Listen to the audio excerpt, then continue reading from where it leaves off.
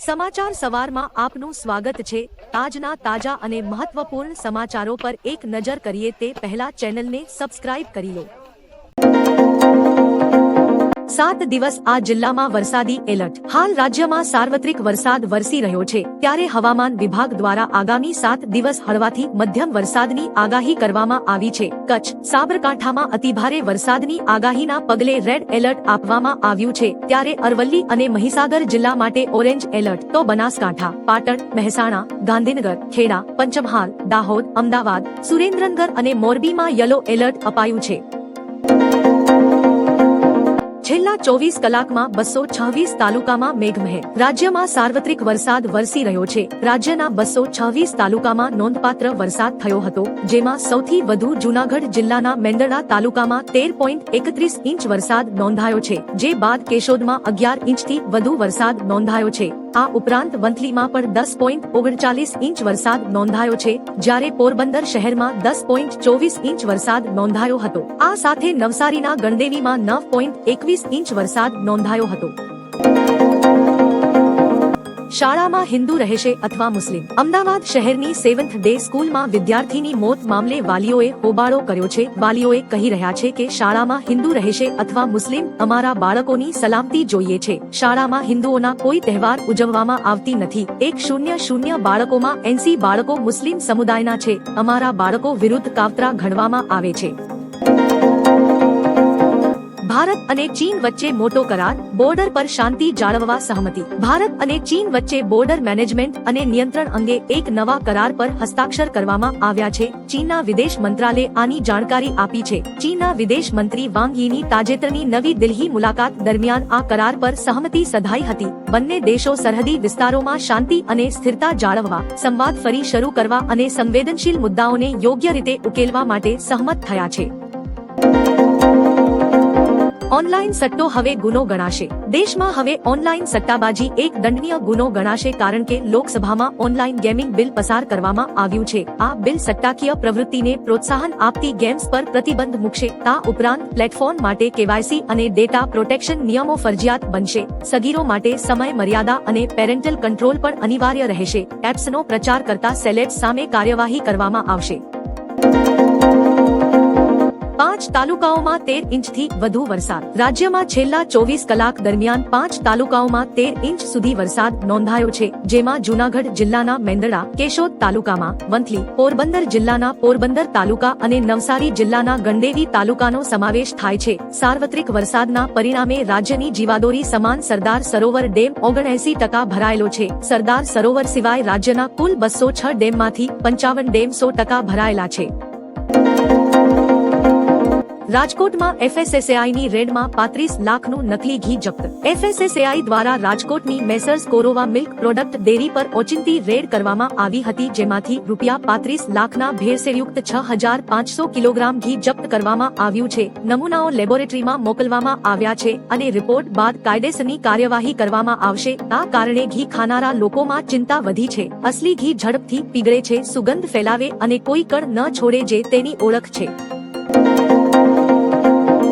ઘેડ પંથકમાં 35 ગામ સંપર્ક વિહોણા। જૂનાગઢ જિલ્લામાં છેલ્લા 24 કલાકથી ધોધમાર વરસાદને કારણે મેંદરડા, વંથલી, કેશોદ સહિત અનેક વિસ્તારોમાં પૂર જેવી સ્થિતિ સર્જાઈ છે। દરડામાં 12.5 ઇંચ, વંથલીમાં 9.8 ઇંચ અને કેશોદમાં 9.6 ઇંચ વરસાદ નોંધાયો છે। તાલીદરા સહિતના ગામોમાં ઘરમાં પાણી ઘૂસતા લોકો હાલાકી અનુભવી રહ્યા છે। ઘેડ વિસ્તારમાં નદીના પાળા તૂટી જતા અનેક ગામોમાં પાણી ફરી વળ્યા છે। એક મકાન તૂટી પડ્યું અને આશરે 35 ગામો સંપર્ક વિહોણા બન્યા છે।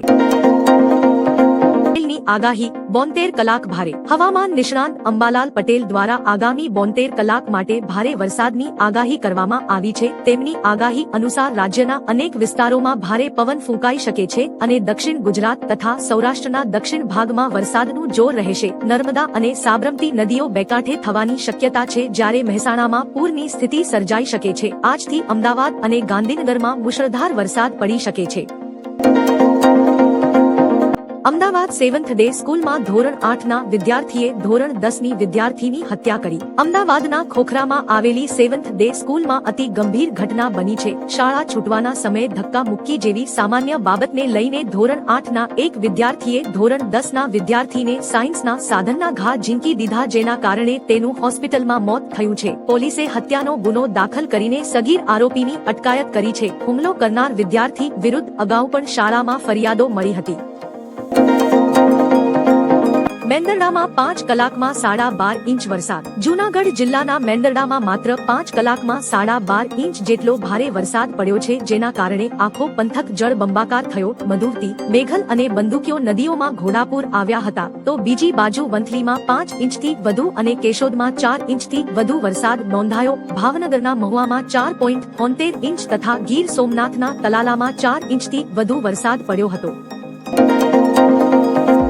પરેશ ગોસ્વામીની આગાહીથી ખેડૂતો ખુશ થશે. રાજ્યમાં હાલ એકસાથે 4 હવામાન સિસ્ટમ સક્રિય છે, જે કારણે વરસાદનું જોર વધ્યું છે. દક્ષિણ ગુજરાત અને સૌરાષ્ટ્રમાં 2 દિવસથી મેઘરાજા બગડાટી બોલાવી રહ્યા છે. આ વચ્ચે હવામાન નિષ્ણાંત પરેશ ગોસ્વામીએ આગાહી કરી છે કે 21 થી 24 ઓગસ્ટ સુધી ગુજરાતમાં સાર્વત્રિક વરસાદ રહેશે. ખાસ કરીને જ્યાં અત્યાર સુધી ઓછો વરસાદ અનુભવ્યો છે તે વિસ્તારોમાં પણ હવે સારો વરસાદ પડી શકે છે.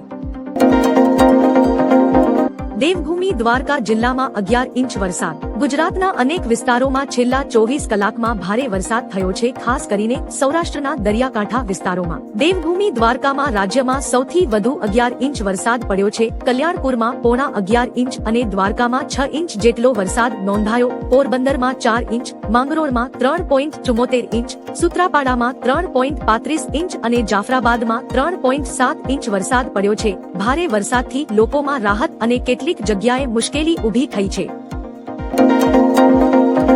ભારતનો ચીન સાથે વ્યાપાર મજબૂત. ભારત ચીન દ્વિપક્ષીય સંબંધોને મજબૂત કરવા માટે બંને દેશો વચ્ચે સહમતિ થઈ છે. વેપાર, સુરક્ષા અને રાજનૈતિક સહકાર વધારવા ચર્ચા થઈ. ચીને 2026 બ્રિક્સ સમિટમાં ભારતને સમર્થન આપવાની ખાતરી આપી. 2025માં રાજનૈતિક સંબંધોની 75મી વર્ષગાંઠ ઉજવાશે. SCO સમિટ માટે PM મોદીને આમંત્રણ મળ્યું. બંને દેશો વચ્ચે સીધી ફ્લાઇટ અને વિઝાની બહાલી થશે. કૈલાસ માનસરોવર યાત્રા નાથુલા માર્ગથી ફરી શરૂ કરવાની પણ મંજૂરી આપવા.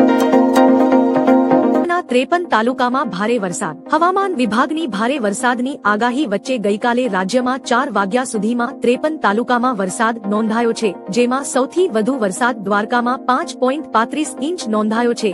આ સાથે કલ્યાણપુરમાં 5 ઇંચ, માંગરોળમાં 3.74 ઇંચ, ઉમરગામમાં 2.5 ઇંચ અને માંડવીમાં 1.69 ઇંચ વરસાદ નોંધાયો છે. માળિયાહાટીના 1.5 ઇંચ, જામજોધપુરમાં 1.5 ઇંચ, નખત્રાણા અને વાપીમાં પણ 1.25 ઇંચ વરસાદ નોંધાયો છે. 25 ઓગસ્ટ સુધી રાજ્ય પર ભારેથી અતિભારે સંકટ. હવામાન વિભાગ દ્વારા 20 ઓગસ્ટના રોજ અમરેલી, ભાવનગર, સુરત, નવસારી તથા વલસાડ જિલ્લામાં તેમજ 21 ઓગસ્ટના રોજ કચ્છ, દેવભૂમિ દ્વારકા, પોરબંદર તથા જૂનાગઢ જિલ્લામાં અતિભારે વરસાદની આગાહી કરવામાં આવી છે, જે કારણે આ જિલ્લા માટે રેડ એલર્ટ જાહેર કરવામાં આવ્યું છે. આ ઉપરાંત આગામી 25 ઓગસ્ટ સુધી સમગ્ર રાજ્યમાં મધ્યમથી ભારે વરસાદની આગાહી કરવામાં આવી છે.